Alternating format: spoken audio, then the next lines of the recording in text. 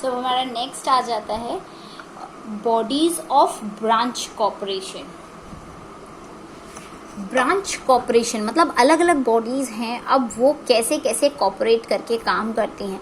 जैसे एक इनका एंटी टेररिस्ट सेंटर है, टेररिज्म को नहीं होने देगा। इंटरस्टेट बैंक है, किसी को लोन की जरूरत पड़ेगी तो वो इंटरस्टेट बैंक हेल्प कर देगा। इंटरस्टेट स्टैटिस्टिकल कमेटी है जो सारी चीज़ों को, जैसे हम लगा रहे निफ्टी वगैरह है, वो मेंटेन करके रखता है। इंटरस्टेट काउंसिल है जिससे कि स्टैंडर्डाइजेशन हो जाता है, मेट्रोलॉजी और सर्टिफिकेशन होता है।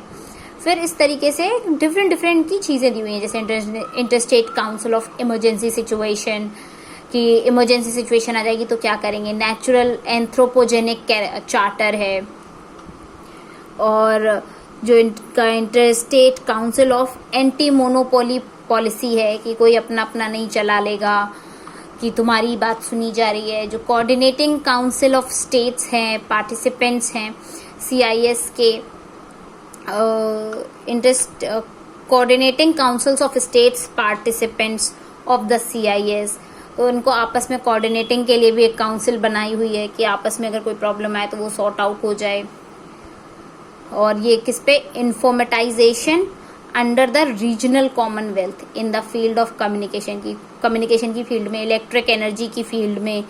इंटरस्टेट तो कोई प्रॉब्लम आएगी तो हो जाएगा। फिर interstate council on aviation and airspace भी है, कि अगर आपको ज़्यादा कुछ डेवलपमेंट करना है अपने कंट्री में तो आप कैसे कर सकते हैं, उसके लिए आपको पैसा चाहिए। अगर उसमें एविएशन इंडस्ट्री में या एयर स्पेस में, तो उसको कैसे आप मैनेज कर सकते हैं। तो अलग अलग बॉडीज इनकी बनी हुई हैं। फिर आता है कि Commonwealth of independent States is an intergovernmental organisation. Why it is called as intergovernmental organisation? क्योंकि ये अपने आप में पूरा एक कॉन्स्टिट्यूशन टाइप बना हुआ है।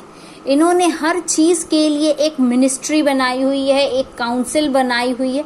तो पूरी की पूरी ये एक तरीके से गवर्नमेंट है जिसको सारी कंट्रीज फॉलो कर रही हैं। जो भी इसकी मेंबर हैं वो उसको फॉलो कर रही हैं, और पूरा का पूरा इन्होंने अपना एक गवर्नमेंट सेक्टर बना रखा है कि हमारा मिलिट्री भी देखने वाला कोई है और हमारा इकोनॉमिक कंडीशन भी देखने वाला कोई है।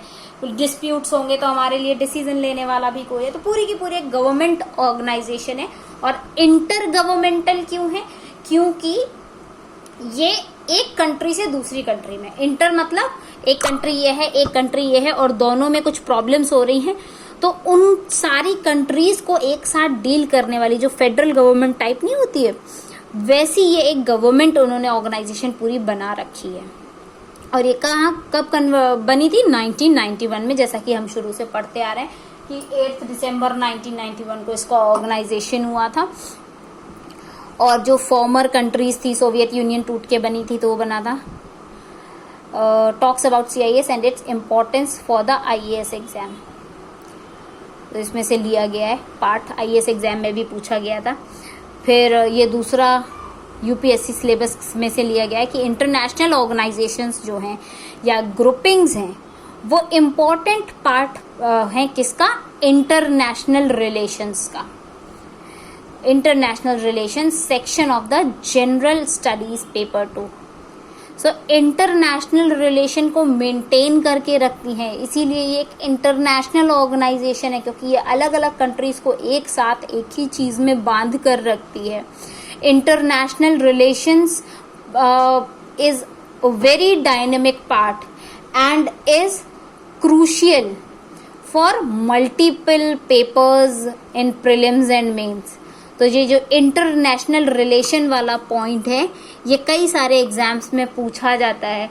This is a very important topic कि इंटरनेशनल रिलेशंस कैसे मेंटेन करते हैं। तो दीज आर द बेसिकली इस पेज पे जो आपका है, दिस इज PDF का सेकेंड लास्ट शायद पेज है। इस पे ना इम्पॉर्टेंट क्वेश्चंस दिए गए हैं जो आपको ध्यान से करने हैं कि कॉमनवेल्थ क्या करती है। ये एक इंटर गवर्नमेंटल ऑर्गेनाइजेशन है, ये इंटरनेशनल रिलेशंस को मेंटेन करके रखती है, ग्रुपिंग्स बना के रखती है। फिर अगला क्वेश्चन जो पूछा जाता है कि what is Commonwealth independent states. तो कॉमनवेल्थ इंडिपेंडेंट स्टेट्स क्या है? ये एक रीजनल इंटर गवर्नमेंटल ऑर्गेनाइजेशन है जो कि सोवियत रिपब्लिक के टूटने से बनी थी, और इस फोकस किस पे करती है? Political, economic, environmental, humanitarian, cultural and other issues को ये फोकस करके रखती है। अब हिस्ट्री की बात करें, क्वेश्चन आता है history of Commonwealth of independent states. तो हिस्ट्री क्या है? 1991 में बनी थी, जो लीडिंग फाउंडेशन थी इनकी शुरू हुई थी।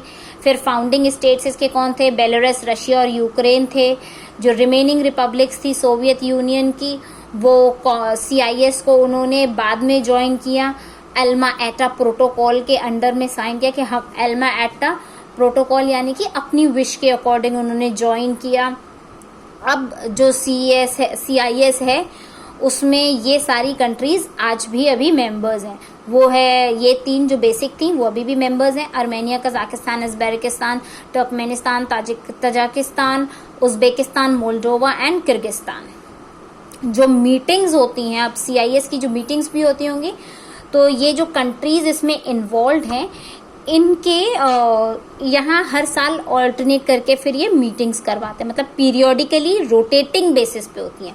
तो मीटिंग्स, ये क्वेश्चन भी आता है 1 मार्क में कि मीटिंग्स कैसे हेल्ड होती हैं? पीरियोडिकली रोटेटिंग बेसिस पे इनकी CIS की मीटिंग्स होती हैं। और कहाँ होती हैं? जैसे इस कंट्री की कैपिटल में हो गई, रशिया की कैपिटल में एक मीटिंग हो गई, तो अगली मीटिंग बेलारूस की कैपिटल में हो जाएगी, फिर यूक्रेन की कैपिटल में हो जाएगी। इस तरीके से रोटेटिंग बेसिस पे इनकी मीटिंग्स होती हैं।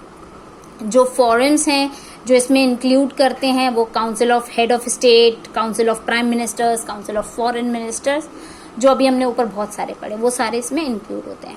अब पूछा जाता है what is the role of CIS, तो ये हम सारा कुछ अभी पढ़ चुके हैं कि ये पीरियोडिकली मिलते हैं और अपनी कैपिटल्स पे, मेंबर कंट्रीज की कैपिटल्स में मिलते हैं। इसमें काउंसिल ऑफ प्राइम मिनिस्टर्स होती हैं, काउंसिल ऑफ फॉरेन मिनिस्टर्स होती हैं, और इसमें एक्टिविटीज, अलग अलग एक्टिविटीज करते हैं based on CIS charter. CIS charter में क्या क्या आता है वो अभी हमने पढ़ लिया कि head of government, head of states आता है, council of head of states, council of economic court and all, वो सब हम पढ़ चुके हैं अभी। Which was signed in 1993 in order to set up various institutions, अलग अलग इंस्टीट्यूशन सेट कर दिए गए हैं, उनके रूल्स हैं, उनके फंक्शंस हैं। जो चार्टर है वो राइट्स और ऑब्लिगेशंस को भी मेंटेन करके रखता है किसी भी मेंबर कंट्री के, कि वो था ना चार्टर में, अगर कोई मेंबर कंट्री है तो उसको साइन करना पड़ेगा तभी वो पूरी तरह मेंबर है और वो फुल फैसिलिटीज उठा सकती है, अदरवाइज नहीं वो फुल फैसिलिटीज ले सकती। तो वो राइट्स और ऑब्लिगेशंस को भी मेंटेन करके रखते हैं, अपने गोल्स और प्रिंसिपल्स जो है उनके कॉमनवेल्थ के वो भी मेंटेन करके रखते हैं। जो चार्टर है वो ये कहता है कि ये जो कॉमनवेल्थ बना है वो किस बेसिस पर बना है? On the basis of sovereign equality, कि हर कोई इंडिपेंडेंट रहेगा और उसको इक्वली ट्रीट किया जाएगा। अब उस पे फोकस नहीं किया जाएगा कि छोटी कंट्री है या बड़ी कंट्री है, वो सॉवरेन रहेगा, वो इक्वालिटी के साथ रहेगा। जो मेंबर स्टेट्स हैं वो इंडिपेंडेंट रहेंगे, उनके इक्वल सब्जेक्ट्स रहेंगे इंटरनेशनल लॉ के अंडर में। ये mention, it also mentions the commonwealth of independent states shall serve in developing and strengthening trust. तो अब ये भी कहता है कि CIS का काम है कि वो आपस में ट्रस्ट बनाए, उसको स्ट्रॉन्ग करे, म्यूचुअल अंडरस्टैंडिंग रखे, फ्रेंडशिप रखे, इंटर एथनिक एकॉर्ड रखे, मतलब एक दूसरे की रिस्पेक्ट जरूर होनी चाहिए, कोऑपरेशन होना चाहिए मेंबर स्टेट्स के बीच में।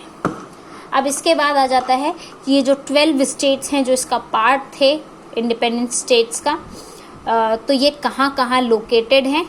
तो ये पूरा USSR का मैप है, इसमें आपको ये भरना आना चाहिए कि कौन सा पोर्शन कौन सा है।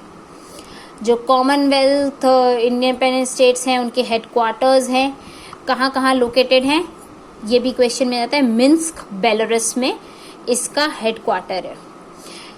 दूसरा इंपॉर्टेंट डिपार्टमेंट CIS का आता है CIS एग्जीक्यूटिव कमेटी, जो डिसाइड करती है कौन सी कमेटी क्या काम करेगी, कौन सी काउंसिल को क्या काम दिया जाएगा, ये डिसाइड करने का काम एग्जीक्यूटिव कमेटी का रहता है। तो वो इकोनॉमिक अफेयर्स देखती है और ये कहाँ पर है? मॉस्को, रशिया में। एग्जीक्यूटिव कमेटी कहाँ पर है? मॉस्को, रशिया में। जो CIS का हेडक्वार्टर है वो मिन्स्क बेलारूस में है। उसके बाद आता है कि कौन सी कंट्रीज इसमें इंक्लूडेड हैं, तो ये 12 मेंबर्स हैं। वो ये रहे। फिर हेडक्वार्टर्स कहाँ पर है, तो ये अभी हमने पढ़ा मिन्स्क और बेलारूस में है। एंड इसी के साथ आपका ये चैप्टर फिनिश हो, ये टॉपिक फिनिश हो जाता है कॉमनवेल्थ वाला। Thank you.